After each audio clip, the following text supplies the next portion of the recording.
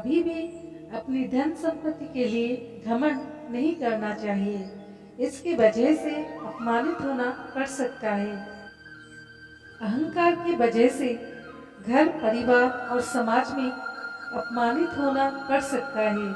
पुराने समय में रावण और दुर्योधन जैसे महायोद्धा भी अपने घमंड की वजह से खत्म हो गए। जानिए इस बुराई से जुड़ी लोक कथा। प्रचलित लोक कथा के अनुसार पुराने समय में एक राजा बहुत ही धार्मिक प्रवृत्ति का था। उसने अपने जन्मदिन पर सोचा कि मेरे पास इतने धन संपत्ति है, मैं किसी का भी जीवन बदल सकता हूँ। इसलिए आज किसी एक व्यक्ति की सारी इच्छाएं पूरी करूँगा। राज्य की प्रजा राजा को शुभकामनाएं देने के लिए राजमहल पहुंची। प्रजा के साथ एक संत भी राजा को बधाई देने के लिए आए थे। राजा संत से मिलकर बहुत प्रसन्न हुआ। उसने संत से कहा कि गुरुदेव, मेरे पास अपार धन संपदा है।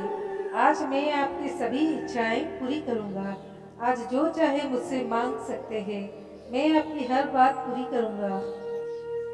संत ने कहा कि मैं तो बैरागी हूँ, मुझे किसी चीज की जरूरत नहीं है। अगर आप कुछ देना ही चाहते हैं तो अपनी इच्छा से मुझे कुछ भी दान दे सकते हैं। संत की बात सोचकर राजा सोचने लगा कि ये संत को क्या दे। राजा ने कहा कि मैं आपको एक गांव दे देता हूँ। संत बोले कि नहीं महाराज, गांव तो वहाँ रहने वाली प्रजा का है, आप तो सिर्फ उस गांव के रक्षक हैं। राजा ने अपना महल दान में देने की बात कही। संत बोले कि ये भी आपके राज्य का ही है, यहाँ बैठकर आप प्रजा के लिए काम करते हैं, ये आपकी प्रजा की संपत्ति है। बहुत सोचने के बाद राजा बोला कि आप मुझे अपना सेवक बना ले, मैं खुद को समर्पित करता हूँ। संत ने कहा कि नहीं महाराज, आप पर तो आपकी पत्नी और बच्चों का अधिकार है, मैं आपको अपनी सेवा में नहीं रख सकता हूँ। ये सुनकर राजा परेशान हो गया। उसने कहा कि गुरुदेव, अब आप ही बताएं मैं क्या दूं। संत ने कहा कि राजन, आप मुझे अपना अहंकार दे दीजिए। अहंकार का त्याग करें, क्योंकि यही एक ऐसी बुराई है जो इंसान आसानी से छोड़ नहीं पाता है। अहंकार की वजह से व्यक्ति के जीवन में कई परेशानियां आती है।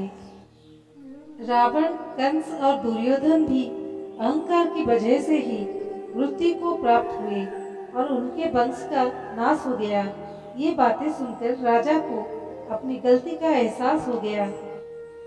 वो अपनी धन संपत्ति पर घमंड कर रहा था। राजा ने संत से क्षमा मांगी और इस बुराई को छोड़ने का वचन दिया।